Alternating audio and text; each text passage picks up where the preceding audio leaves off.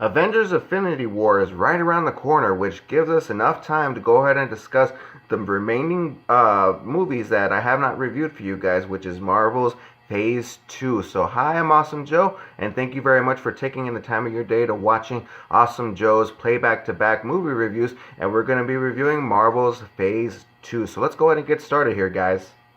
So, let's get started here with Iron Man 3. So this one is not directed by Jon Favreau, but instead we got director Shane Black in here. And I don't know if you're familiar with his work, but say for example he did the Lethal Weapon movies, so gives you a little bit of an idea as to what this guy's really about. And of course we got the star of the film, Robert Downey Jr. coming back playing Iron Man, along with the love of his life, Gwyneth Paltrow. We got Don Cheadle, his best friend. We got Guy Pearce playing the bad guy of the movie. We got Rebecca Hall, and of course Mr. Ben Kingsley. I love Ben Kingsley, and I think that Ben Kingsley did an amazing job playing the so-called Mandarin, because the most hated thing I hate about this movie is that the fact that I love the trailers of the movie. I loved seeing what I was watching and expecting to see what I was watching. But then, of course, as we all know, spoiler alerts here for any of you guys who have not seen the movie. But unfortunately, it does a quick plot twist of knowing that Ben Kingsley is not the Mandarin. He's just some phony actor portraying the Mandarin, and it's just funny having to. That part really upsetted me, and it still upsets me to this day, but I'm not going to let that hold to the fact that this is still an awesome movie.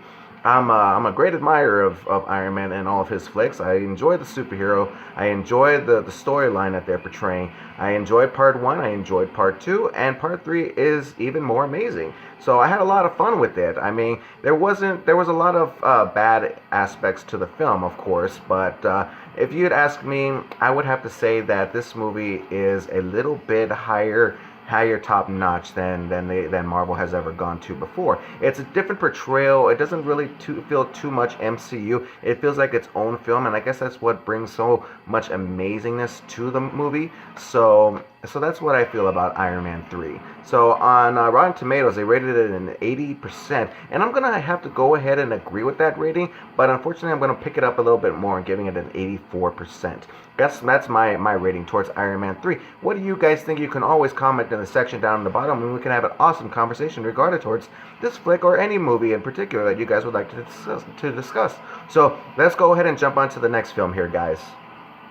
So let's talk a little bit of Thor: The Dark World. So this one is directed by Alan Taylor, and we've got starring, of course, Thor himself, Chris Hemsworth, along with Natalie Portman, Idris Elba, Tom Hiddleston, Christopher Eccleston, and Anthony Hopkins. We got a few others starring into this movie, but unfortunately we don't have that much time here. But the way I want to look at it is that I really did enjoy the first Thor film, and I even enjoyed the second Thor film. But if I had to choose between the two as to which one was even better, I would have to say the first Thor movie, because the first Thor movie had a lot of character depth into it. And this one in particularly, it has a lot of confusion. There's so much going on within the movie that really doesn't pick up into developing a storyline. Like say for example, the villain that is played by Christopher Eccleston. He is very much not a huge villain in this movie. I mean, yes, he's the villain of the film, but he's not really one to be in remembrance of. He doesn't seem very much, villainy type. He's not very much. He's what the MCU has a bad habit of doing, which is developing a very good villain.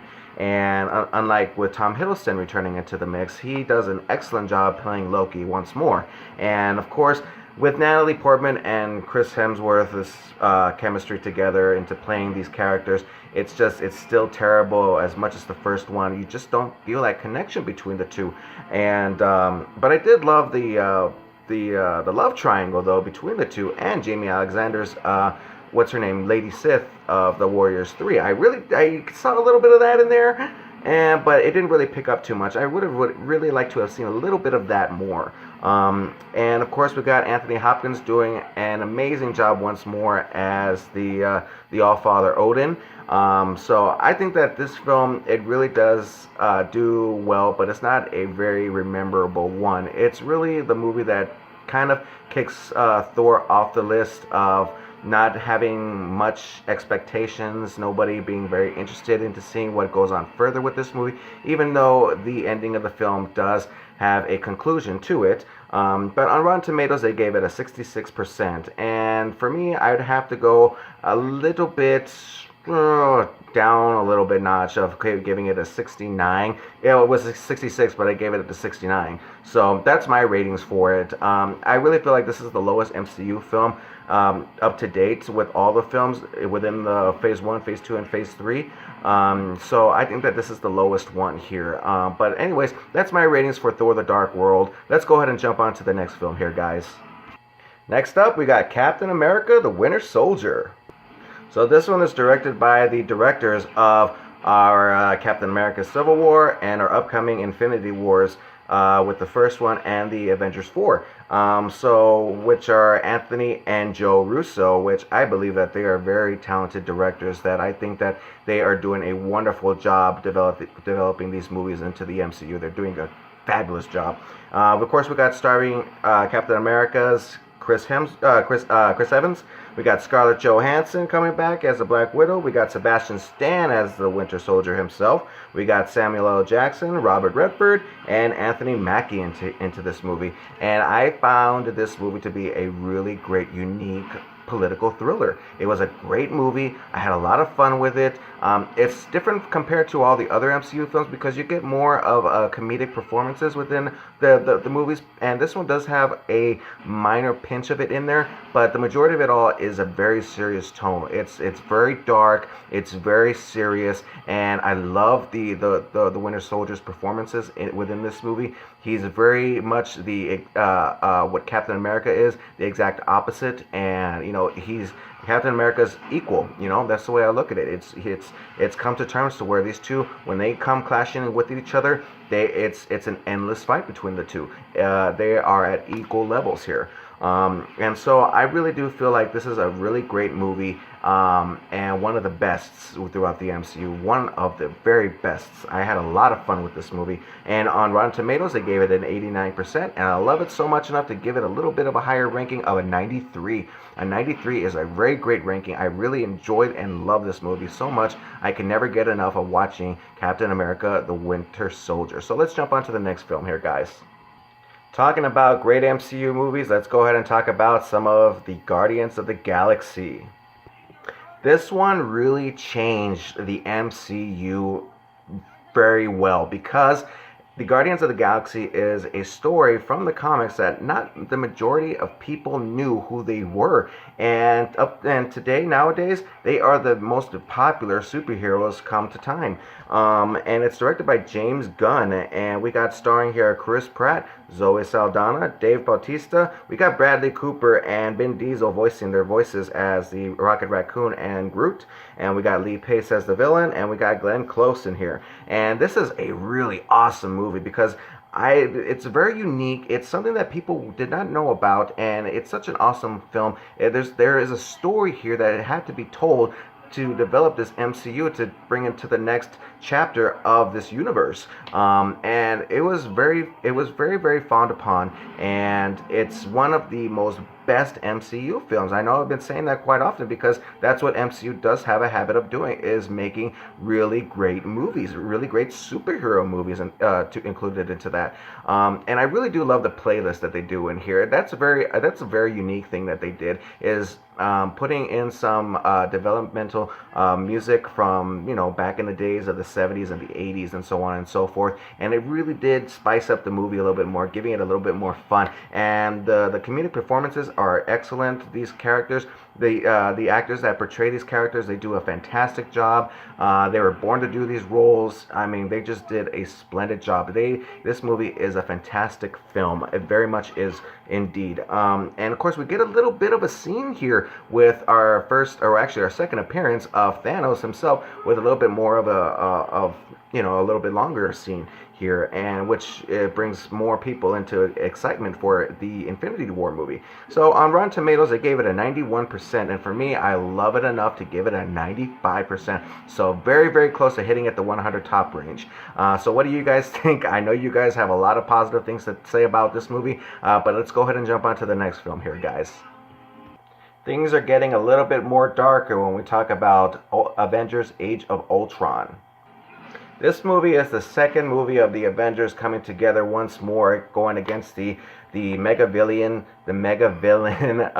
Ultron, which is played by James Spader. And we got the returning cast from the first and the whole entire MCU movies: Robert Downey Jr., Chris Evans, Chris Hemsworth, Mark Ruffalo, Scarlett Johansson, Jeremy Renner.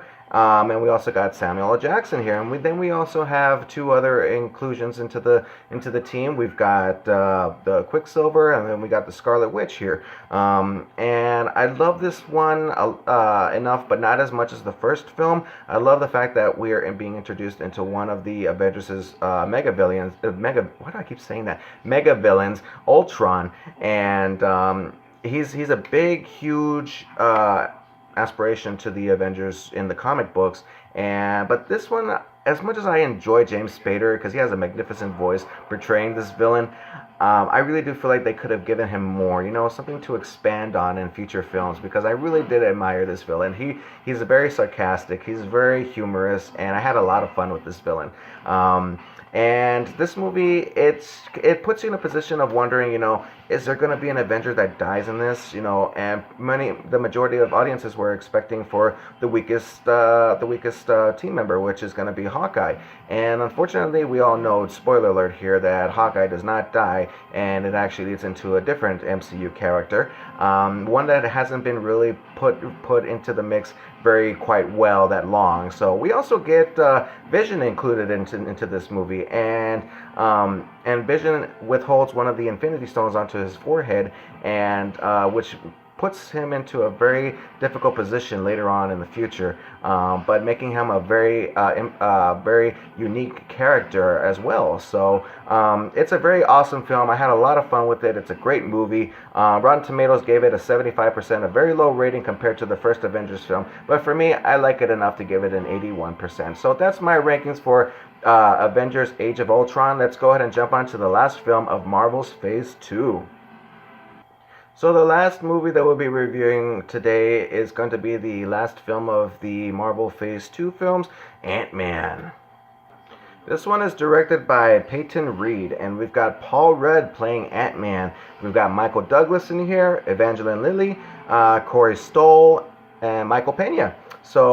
And this one is the second movie that Marvel took a risk at, because Guardians of the Galaxy was a movie that was at risk. They didn't know if this movie was going to succeed or not, so they had the same expectations to Ant-Man, and which succeeded gratefully well, because Ant-Man happens to be one of those movies where it's one of those planning off trying to steal something, and it's a really great movie. It's very much down to earth, which is something I like a lot, because sometimes superhero movies are taking it a little bit too high, of like trying to save the world from an evil invasion, from beings coming out of the sky, that goes a little bit too high cross. And Ant-Man, I love it very much to where it's very down to earth, and it's just dealing with one situation at a time. So I really did enjoy that. I really did enjoy the action sequences that they had in here, especially the fact that we've got our first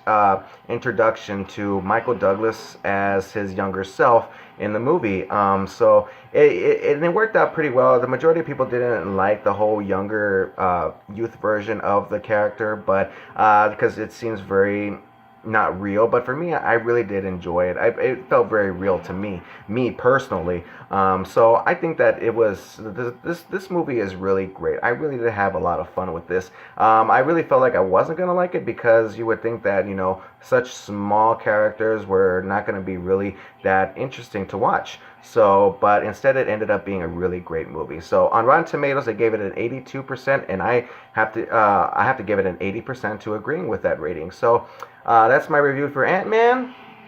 So that's my review for Marvel's Phase 2. What do you guys think? You can always leave a comment in the section in the bottom to always let me know what you guys think. And as always, stay awesome. Thanks, you guys. Thank you so much. Stay tuned for Phase 3, and looking forward to Avengers Infinity War.